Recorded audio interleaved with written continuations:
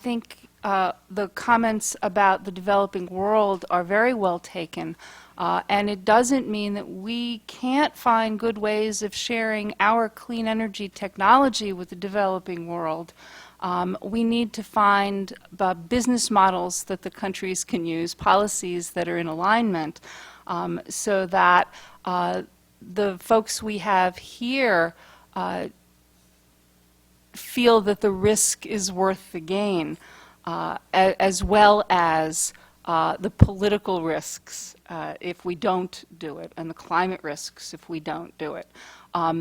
Everything we've talked about here this morning is very much a balancing act.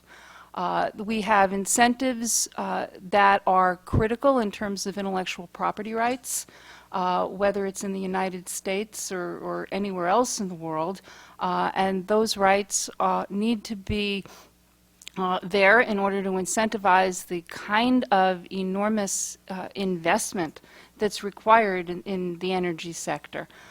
We need to take that into consideration. We need to take into consideration on a national scale the importance of maintaining and increasing what we have, but I don't think that it's a zero-sum game.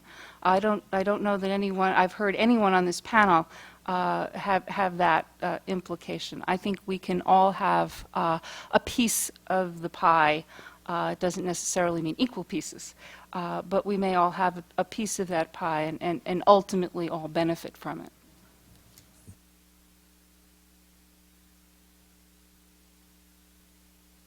Okay, I would like to follow up on their points about win-win situation.